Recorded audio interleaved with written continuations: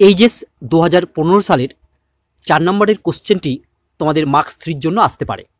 প্রশ্নটি হলো A vector equal to 2i cap minus J cap plus K cap এবং B vector equal to I cap plus 2j cap minus 3k cap এবং C vector equal to 3i cap plus lambda J cap plus 5k cap.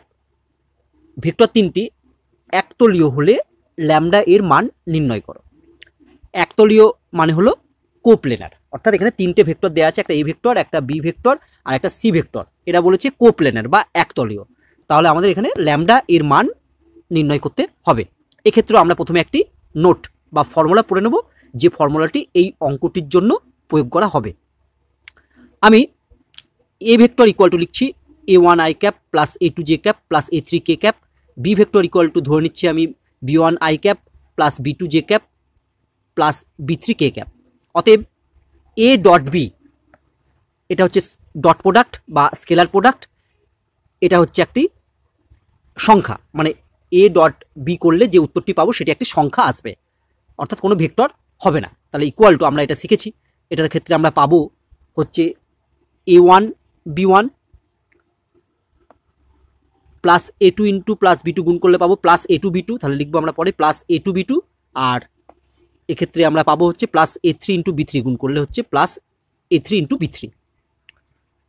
আবার C vector equal two যদি আমরা ধরি c1i cap plus c2j cap plus c3k cap.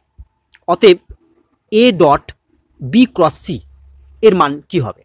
এ dot B cross সিকে বলা হয় scalar triple product. কেন scalar triple product বলা হয়? কারণ এর মানও একটি সংখ্যা হবে, কোনো ভেক্টর হবে না। ঠিক আছে, মানে এটা যদি আমরা ক্যালকুলেশন করি তাহলে যা পাবো সেটা একটা স্কেলার পাবো, অর্থাৎ একটা সংখ্যা পাবো, কোনো ভেক্টর পাবো না। তাহলে এটা সমান সমান আমরা কি লিখব? এটা সমান সমান প্রথমে আমরা একটা লিখব থার্ড ব্র্যাকেটে এ বি সি ভেক্টর, অর্থাৎ A dot B cross C বলতে যা বোঝায় থার্ড ব্র্যাকেটের মধ্যে এ বি সি ভেক্টর তিনটি পরপর লিখলে একই জিনিস বোঝায়, অর্থাৎ এ বি সি এর স্কেলার ট্রিপল প্রোডাক্ট হচ্ছে A dot B cross C. আবার এবিসি এর স্কেলার ট্রিপল প্রোডাক্ট তুমি বলতে পারো থার্ড ব্র্যাকেটের মধ্যে এবিসি, দুটোই সেম অর্থ প্রকাশ করে। এটা ইকুয়াল টু আমরা কি লিখব? এখানে একটা থার্ড অর্ডার ডিটারমিনেন্ট লিখব। কেন?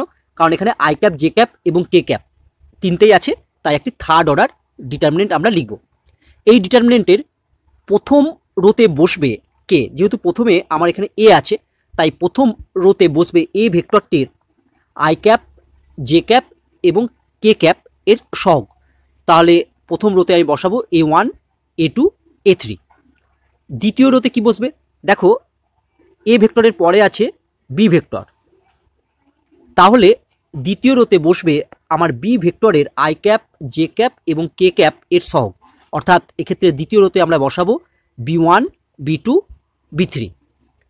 আর এক্ষেত্রে দেখো শেষে আছে হচ্ছে সি ভেক্টর, তাই থার্ড রোতে আমরা বসাবো সি ভেক্টরটির আই ক্যাপ জে ক্যাপ এবং কে ক্যাপের সহগ, অর্থাৎ থার্ড রোতে আমরা বসাবো হচ্ছে c1 c2 c3।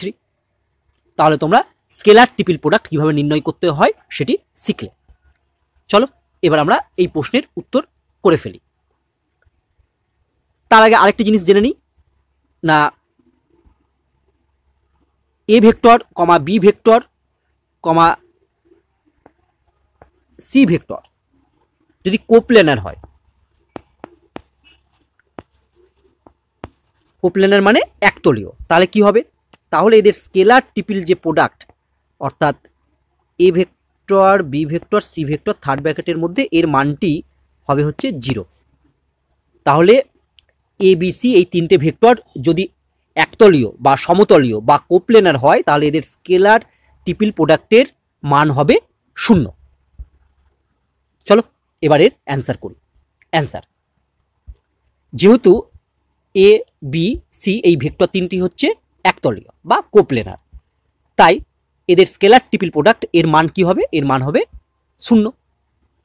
This implies, দেখো এদের স্কেলার ট্রিপল প্রোডাক্ট যদি আমরা লিখি তাহলে প্রথমে আমরা একটা থার্ড অর্ডার ডিটারমিনেন্ট লিখব, যার প্রথম রোতে লিখব, যেহেতু প্রথমে এ আছে তাই এ ভেক্টরের আই ক্যাপ জে ক্যাপ এবং কে ক্যাপের সগ, তাই ফার্স্ট রোতে বসবে হচ্ছে 2 -1 1। সেকেন্ড রোতে লিখবো, যেহেতু সেকেন্ডে বি আছে তাই বি ভেক্টরের আই ক্যাপ জে ক্যাপ এবং কে ক্যাপের সগ, তাই সেকেন্ড রোতে লিখবো আমরা হচ্ছে 1 2 -3। একইভাবে থার্ড রোতে লিখব সি ভেক্টরের আই ক্যাপ জে ক্যাপ এবং কে ক্যাপের সগ, তাই থার্ড রোতে আমরা লিখব হচ্ছে 3 lambda 5 equal to 0। This implies, এটাকে যদি আমরা প্রথম রোয়ের সাপেক্ষে ক্যালকুলেশন করি তাহলে আমরা কি পাবো, তাহলে প্রথমে আমরা লিখব হচ্ছে 2 ইন্টু 5 দুগুণে 10 মাইনাস অফ -3 ল্যামডা, মানে 10 প্লাস 3 ল্যামডা, তাহলে আমরা লিখব হচ্ছে 10 প্লাস 3 ল্যামডা। তারপরে লিখব মাইনাস অফ -1 ইন্টু 5 প্লাস 9। তোমরা যেমন ডিটারমিনেন্ট ক্যালকুলেট করে সেইভাবে ক্যালকুলেশন করবে। তারপরে লিখব আমরা আবার +1 দিয়ে হবে হচ্ছে ল্যামডা -6 ইকুয়াল টু 0। এবার এটা আমরা সিম্পলিফিকেশন করব, যেমনভাবে সিম্পলিফিকেশন করে তোমরা সেইভাবে সিম্পলিফিকেশন করে এখান থেকে ল্যামডার মান নির্ণয় করে ফেলবে। চলো নেক্সট পেজে আমরা সিম্পলিফিকেশনটি করে ফেলি। দিস ইমপ্লাইজ আমরা পাবো 20 plus 6 lambda plus 14 plus lambda -6 equal to 0। এখান থেকে লিখবো আমরা ইমপ্লাইজ 7 ল্যামডা, দেখো 6 ল্যামডা আর ল্যামডা যোগ করলে হয় 7 ল্যামডা ইকুয়াল টু, এদিকে হবে দেখো 34, এই দুটো যোগ করলে 34 থেকে 6 বাদ দিলে হচ্ছে 28। এবার বাঁ দিক থেকে টান দিকে গেলে এটা হবে হচ্ছে -28। This implies lambda equal to -28কে যদি 7 দিয়ে ভাগ করি তাহলে আমরা পাবো হচ্ছে ল্যামডা ইকুয়াল টু -4। অতএব নির্ণীয় মান ল্যামডা ইকুয়াল টু -4, এটি হচ্ছে অ্যান্সার।